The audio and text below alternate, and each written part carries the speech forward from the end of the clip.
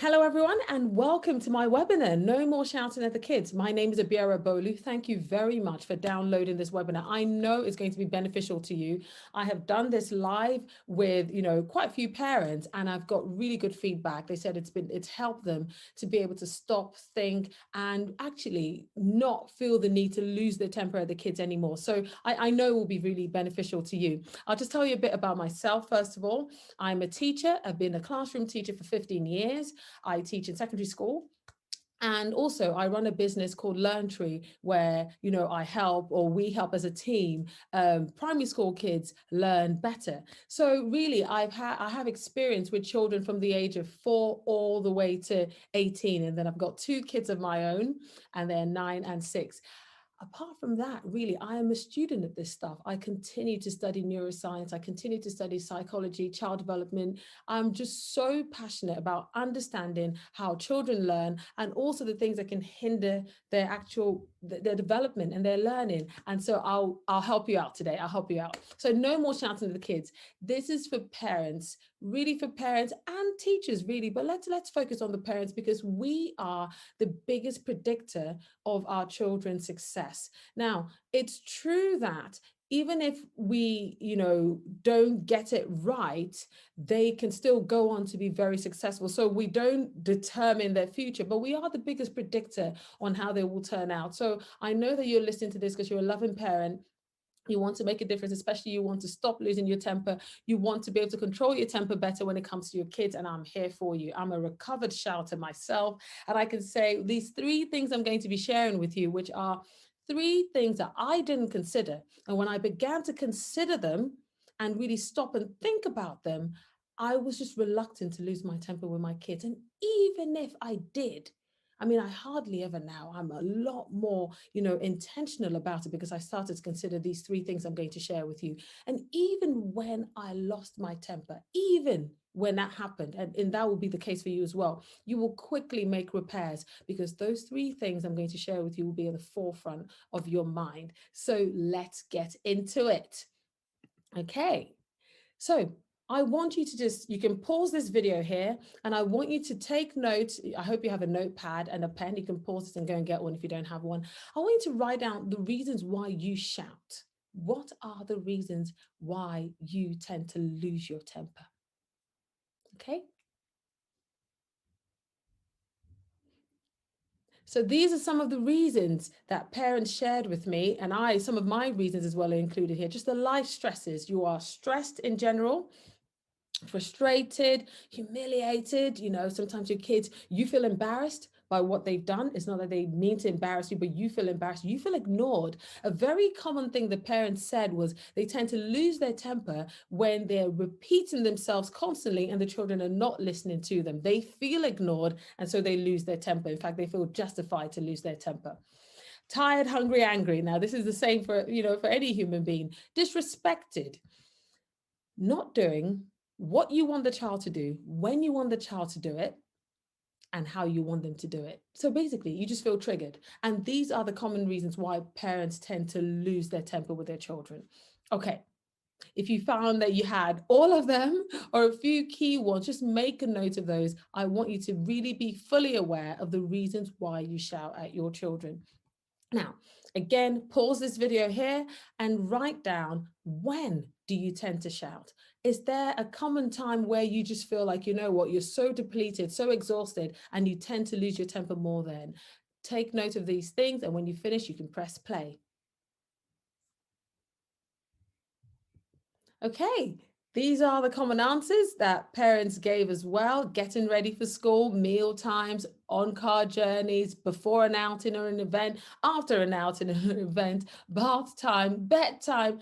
In a sense, it could be, all the time for some people. So again, I want you to spend this time as a moment making a mental note, in fact, a written note, I should say, a mental and written note of your trigger points, so the things that make you lose your temper, and the trigger times. Now, if you have those 2 things written somewhere and then you commit those things to memory, this is when I tend to shout, and these are the things that make me lose my temper. It just means you are better prepared. You are better prepared for those times. You know, say, you know, it's bedtime, you tend to lose your temper, and it tends to be because you're being ignored. You know, okay, bedtime's coming. I am more prepared. I'm going to, be able to control my emotion because I know that this might happen. I can feel it rising. Being more prepared allows us to control our tempers a lot better. That's just one thing. Also, when you make note of these things, I want you to reflect on, why do you lose your temper when you're ignored? Why? Yes, I understand that you might be ignored by the child, but why? Because that was in my case, why does it make me lose my temper? Why can't I then try and get the attention of the child? Why can't I then try and speak to them, try and see where they're coming from? Why can't I try anything else? Why do I lose my temper? Reflect on the reasons why. You will be surprised with what you come up with. Right, these are just things to start us off. Let's get into it now. 3 things that you haven't considered, I hadn't considered, and so I continued to lose my temper with my kids. And the first one is this. Have a look. Number 1. I always say to parents, if we really stopped to consider the impact that losing our temper with our children had on them, we will really think about whether we want to lose our temper. So this is one thing that I learned. When I used to lose my temper with my children, I never really saw it from their point of view. Yes, I know that they felt sad when I lost my temper, but I just thought, yeah, but I was justified, until I started to learn and understand the real impact on them. I really thought twice and started to change my ways. So I want again to just take a moment to write down how the child feels, or just make a note of it if you don't want to write this one down. How do children feel? How does your child feel when you lose your temper with them? You can pause if you want to go before me, or we can just carry on together. So sad, dejected, ashamed, humiliated, unloved. This is one thing that I hadn't considered, that the child feels I don't love them even though I know I do, they feel unloved. They feel unlovable. Because what we don't realize about children is that they internalize our external voices. What we say to them becomes what they wear. What we say to them becomes who they believe they are on the inside. They can't separate the two. They can't see that you were just upset about something. They can't understand that. They see it as, I am unlovable. I am unloved. And that's why mommy, daddy, that's why they're shouting at me. There's something wrong with me. I'm a bad person. That I can relate to. I used to feel that way. So this is the thing. You might just be losing your temper because you're frustrated. The child is taking it as, there's something wrong with me. Because the truth is, children don't intend to wind us up. So when we get cross for whatever reason, we feel justified, they feel confused. They don't understand it fully. They don't fully understand why you've lost your temper with them. So we need to be very aware of that. The other thing is, if they continue to get that kind of treatment from us constantly, they start to view the world in that way. The world is just a place that's unsafe. The world is just a place where people are unpredictable.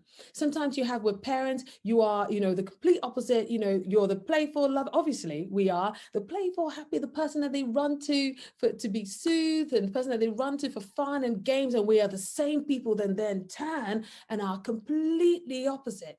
They get very confused about the world. I don't really know how to, I'm walking on eggshells. I don't know what to do. I don't know when I'm going to get mom and dad angry. You think you're consistent when you lose your temper. They don't understand. They can't really take one situation and say, oh, right, this situation is exactly the same as this situation, and this is why mommy and daddy are upset. I get it. No, they don't make those kind of connections. So to them, it's just very unpredictable, and they start to feel very confused about themselves. If a child comes up to you wanting something at a particular time, and you're not able to really meet them and say, look, this is the reason why you can't get it now, or whatever it is, and we for some reason lose our temper. And to be fair, as an adult, I do get it, but for the child, it's just like, you haven't met my need and you're angry because of something I need. Therefore, there is something wrong with me because this need is so real to me, but you've lost your temper. and not met my need, there's something wrong with me. So this is the thing. And when you start to realize that, you will think about other ways. Now, what tends to happen here?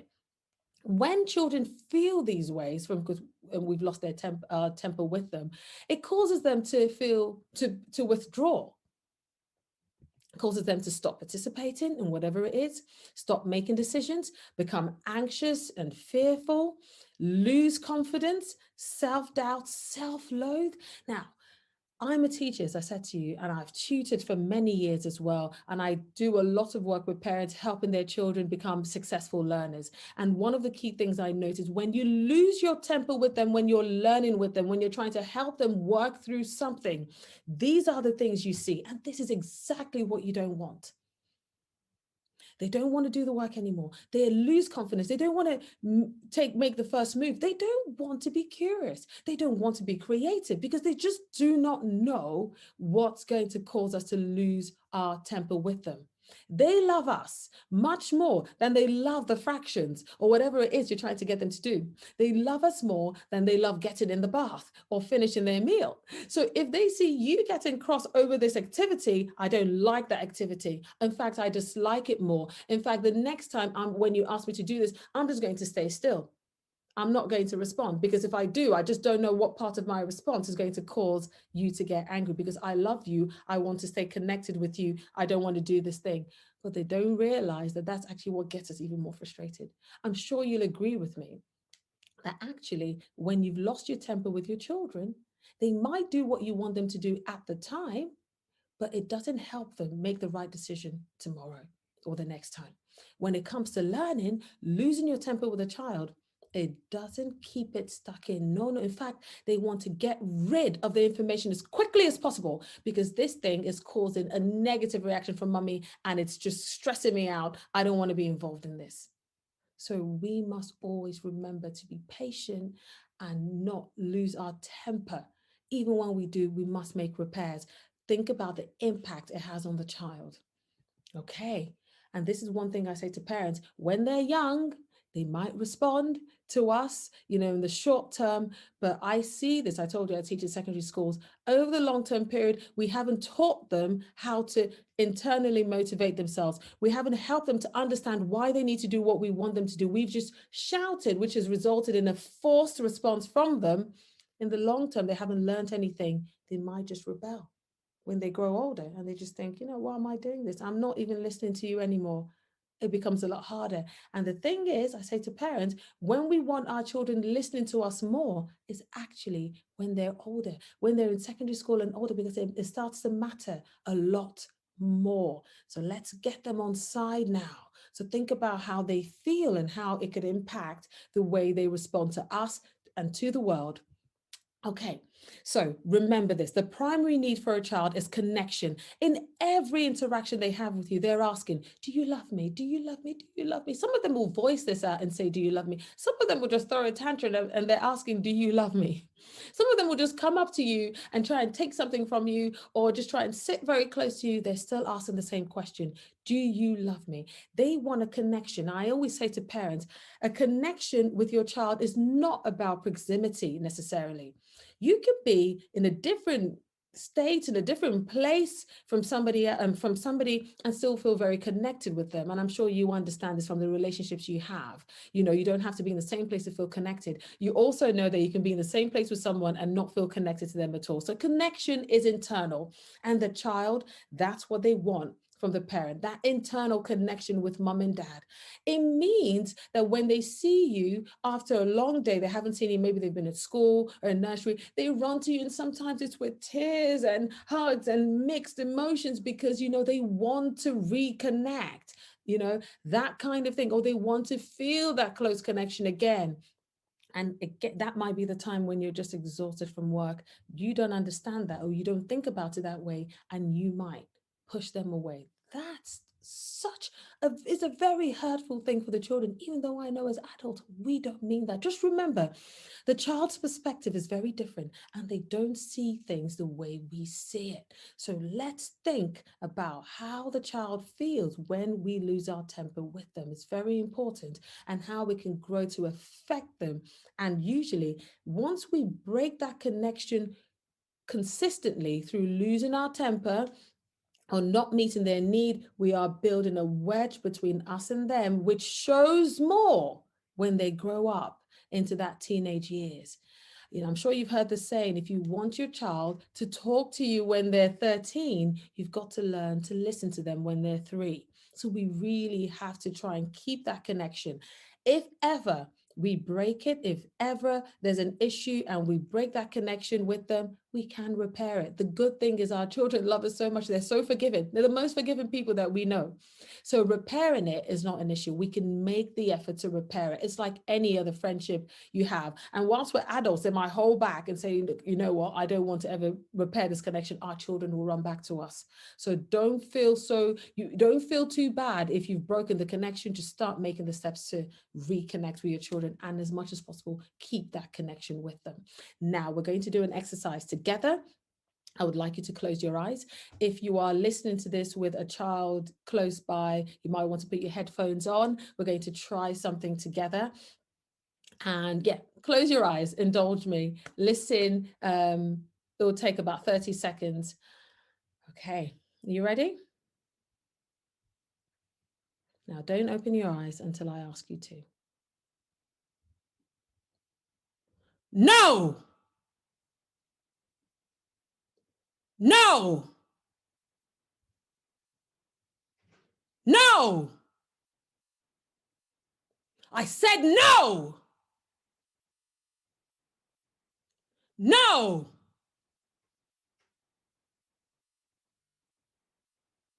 Yes.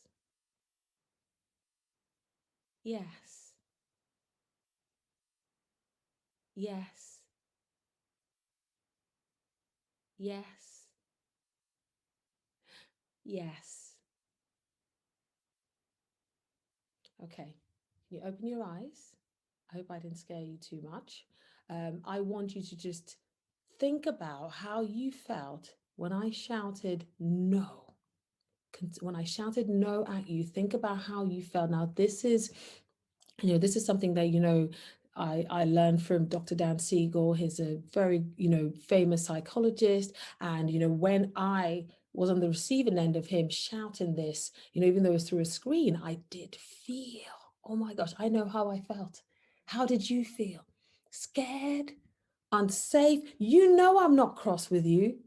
You don't even know me. Some of you were not even in the same room. And you felt scared. You felt unloved. Some people have told me they feel ashamed. They feel, they're really confused.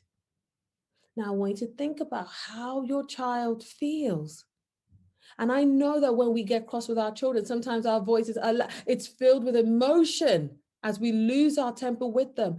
Think about, some of you, your heart is still beating quite fast as you hear, as I'm trying to calm you down in my calm voice. Your children, this is how they feel when we lose our temper with them.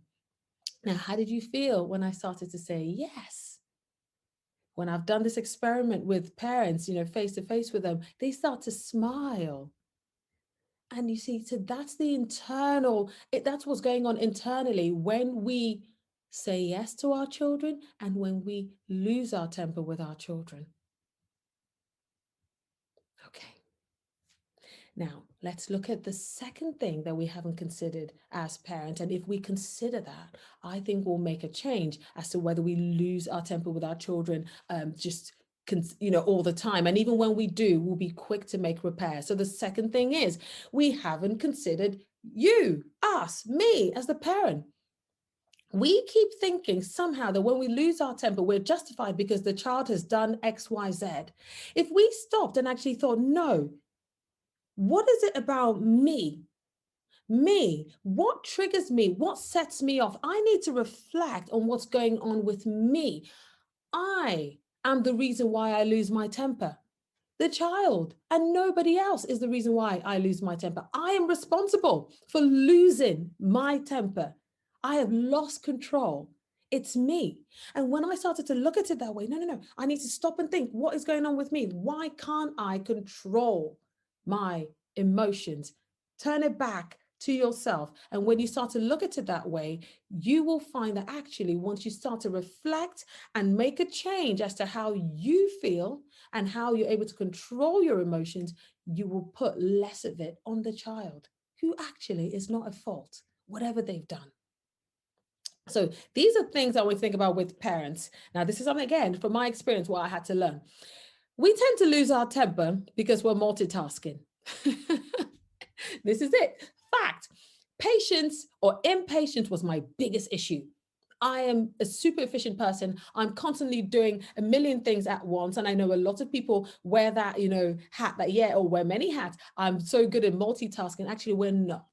We're not good at multitasking. It's a lie that we've been told that we're gifted at multitasking. Actually, we're not. We tend to drop something. We tend to lose our temper because we're impatient. We're trying to do too many things. We are preoccupied. Being busy is very different from being preoccupied and multitasking. You can be very busy, but take tasks one at a time. Focus in your attention, even if it's a short amount of time. Focus in your attention on one activity. You're less likely to lose your temper.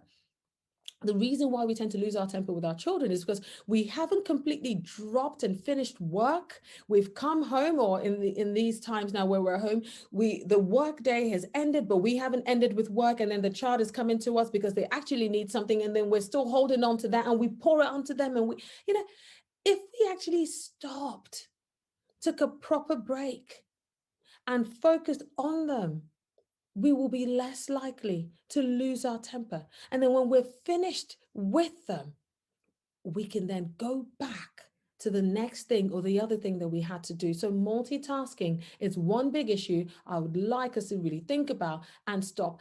Even if you want to keep multitasking when it comes to mundane things, when it comes to our children, we need to be present. We need to give them our full attention. And I've noticed with my children that as I learn to be more present with them, giving them my full attention, they actually need less and less of it because their tanks are continuously filled. They don't try and draw out from me a lot more all the time now. They are secure. And that's the thing. When the child is coming back to you and is needing and is leaning consistently, it's usually because they feel empty. They don't feel filled. They don't feel fulfilled as well. And so they keep coming back to you until you fill that tank. They're not settled. And that's when tantrums and behavior that we think is not good enough and all that kind of stuff starts to happen. They don't feel secure. So let's think about that, our multitasking. The next thing is our environment. Our culture, our traditions, the things that we're used to, the stresses of life, the things around us make it kind of okay to just lose your temper. Maybe you see other people doing it and it seems normal. There are pressures in our environment. We are stressed. It could be traffic, whatever it is. That stress that goes on in our work, in our home, this is something that's normally done. So we never stop to think. So again, our environment could be causing this kind of behavior. There might be somebody else in your home that's doing it. And so you feel, yeah, okay, I can do it as well. At least I don't shout as much as them. So all these things, they can stop and think. Usually the reasons have nothing to do with the child. It's what's going on, what you're used to. And the third one is actually the biggest issue. The biggest issue is our childhood. The biggest issue is what we learned in our past habits, things that were done to us, how our parents parented us. Our parents may have lost their temper quite quickly, quite easily. We are used to being shouted at. Being shouted at was the way we learned to respond. In fact, I might go as far as saying, because some of us learn to respond only when we were shouted at, because that's what we got quite regularly, we found that in adulthood, we find it very difficult to self-motivate ourselves to do anything. We are waiting for some kind of penalty before we can get up. We don't have that internal motivation because we were raised by being shouted at to get a response. So now that nobody maybe is shouting at us, we are not as motivated as we would like to be. These are the kind of things that could end up happening with our children if we continue to just move and act in those sorts of ways with them. So let's be very aware of this, and let's just realize that actually we can remove ourselves from what went on in our past. We don't have to be to our children exactly what we faced as children. So I use this analogy with parents when I'm trying to explain how your childhood could be affecting the way you parent now. So let's say you learned to ride a bicycle many years ago, and then, I don't know, 20 years, for 20 years, you never got on a bicycle again. And then someone presents you with a bike. You think, and then you get on the bike, and within a few minutes, your muscles and your brain and everything just starts to do what you're supposed to do. And you realize, I can still ride a bike even though I haven't ridden for 20 years. Now it's the same thing. The way you were parented as a when you were a child, the kinds of things that your parents said, did, the things that you're used to, they formed a pattern in your brain, and they were embedded there and stayed there. Even the things you didn't like, the responses you didn't like, they've stayed in your brain as these are the normal responses. When a child is not listening, or when a child doesn't do what I want them to do straight away, this is the way to respond, because that's what you've learned. Even though you didn't like it, you've learned it, it's there. Now, those patterns stay in your brain, and just like with a bike, you don't need to use them. They don't come back up for the next 10, 20 years. And then you're presented with a bike. But in this case, it's not a bike. You now have a child. You are back in the same situation. The only difference now is you are the adult. But it's the same similar situation. Your brain starts to repeat the patterns that it learned.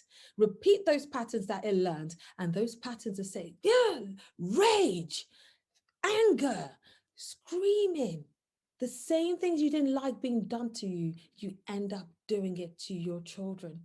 Now, this was my case. This is what I realized. And I had to stop, reflect on why I was actually losing my temper. Am I losing my temper because I'm operating on autopilot? Because this is what I have learned from my past. I don't want to dump my past onto my child. And I had to make intentional, conscious decisions not to repeat the past. So please stop, reflect, think about where it's coming from, and start to make those conscious decisions. In some cases, there might be trauma. And there might be cases where you're not fully healed from the way you were brought up. Now, that's a whole different situation. And in that case, I would suggest you might need to go speak to somebody. It might be therapy, counseling, you might need coaching, whatever it is that you need to help you heal from the past so that it doesn't affect your child. It doesn't have to, but it's up to us. It's our responsibility. I always say to parents, the way we parent, it's not our fault, but it is our responsibility to parent right. Okay. Right. Let's now look at the third thing we haven't considered. So one, we haven't considered the impact on the child. Now we definitely have after this session. Number two, we haven't considered our triggers. We just talked about the multitasking, the culture and environment, and our past, the way we were raised. The final thing we haven't considered is the environment. We haven't considered the current environment we've created. Our children are acting in ways that are they're responding to the environment we've created for them. This is one thing that we forget as parents. We are the people who actually create the environment. It's up to us. How our children behave is up to us. We are the ones who set the tone, we set the stage. And if we don't help the actors know what to do, they're confused. We are the reason why our children actually behave in the ways they behave. Children don't just come into this world and decide to do what they want to do. They actually respond to the environment. It's up to us to create the environment that enables our children thrive. I say to parents, for example, you're trying to learn with your children. What time of day have you picked?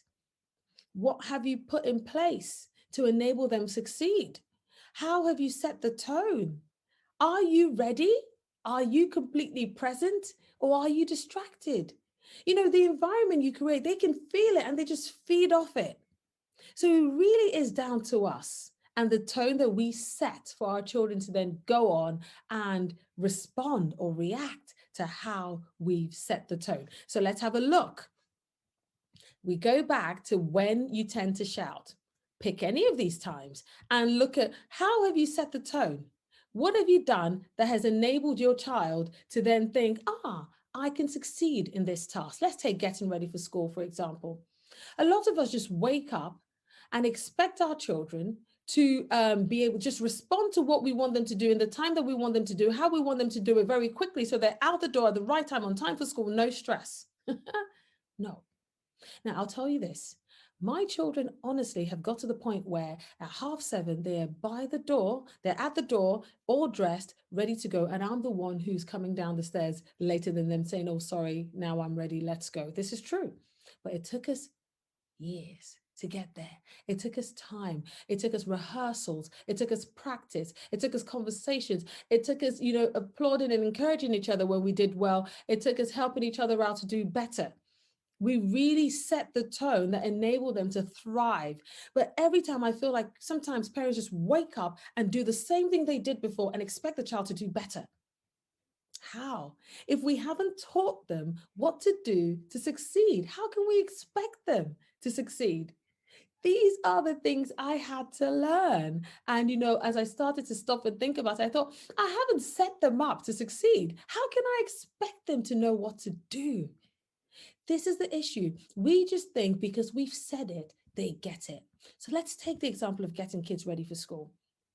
One thing is, first of all, before the school, maybe at the weekend or whenever it is, I would have a conversation with my children and say, right, okay, so school starts on Monday. School starts at 8:30. What time do we need to get to school? What time would you like to get to school? They'll give you a time. They'll say, oh, can we get to school at 8:15? Oh, what about 8 o'clock? Whatever it is, have a discussion, agree. You're not telling them, you're having a discussion with them. It has to be a team effort where we are agreeing on what success will look like for us. And then we know our roles and we all play to it.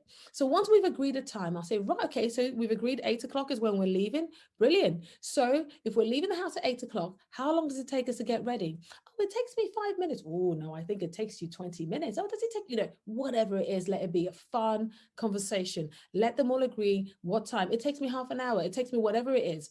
And once you've agreed on that, including how long it takes you as a parent, then we say, okay, so that means I've got to wake you up at 7 o'clock.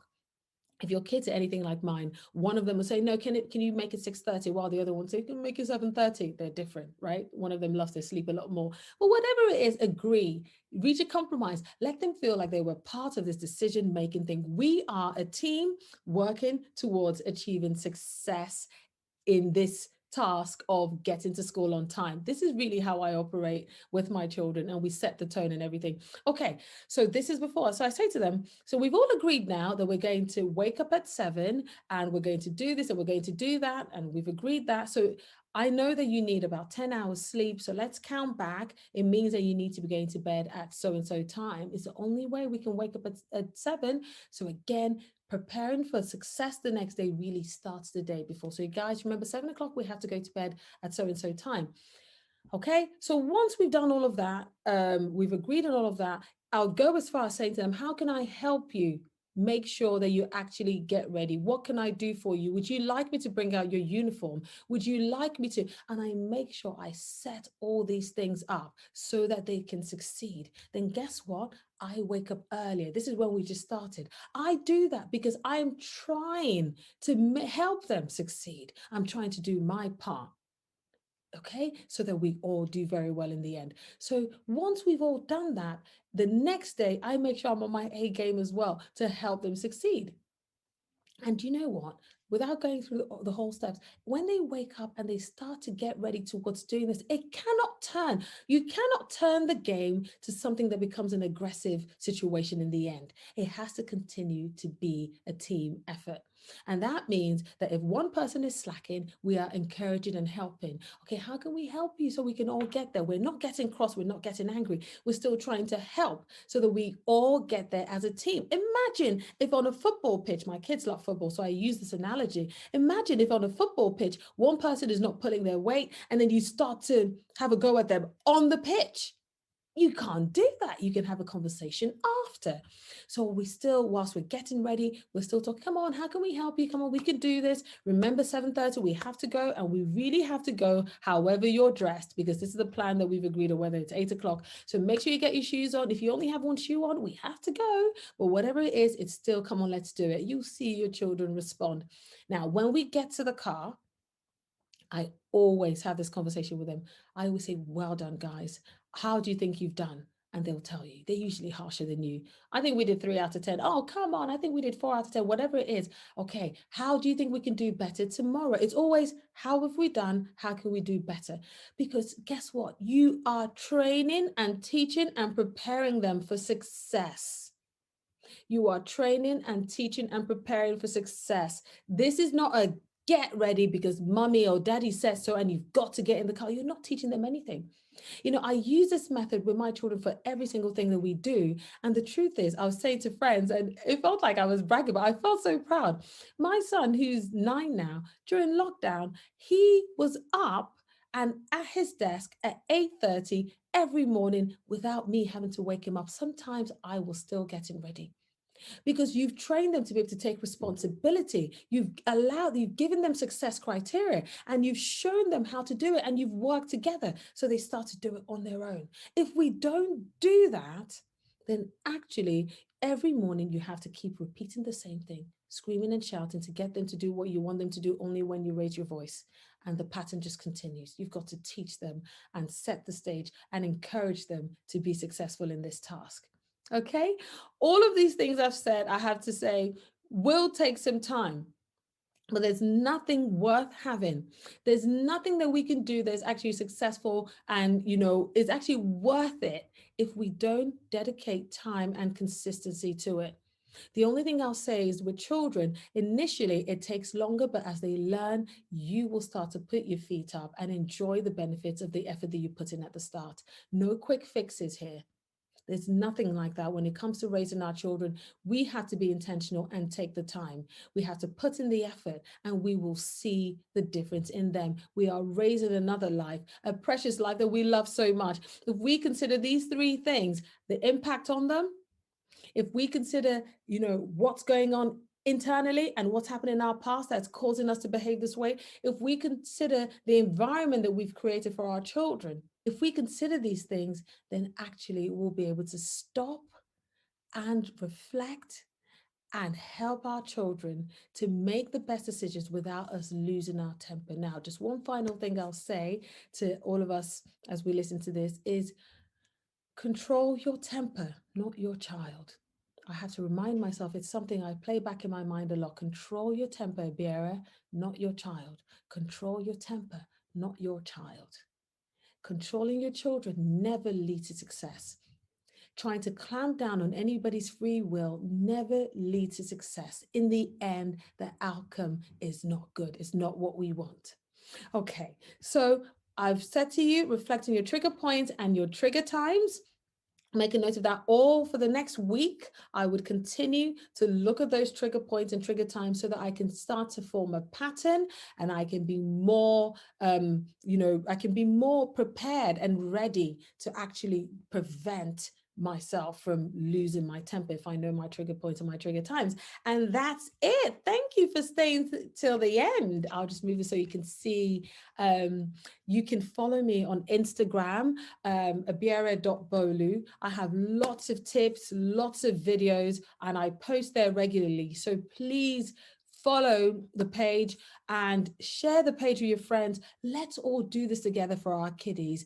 The parents, I know we want to do the best for our children, and I've got lots of tips and lots of videos to help with that. Thank you so much for listening. Thank you and bye-bye.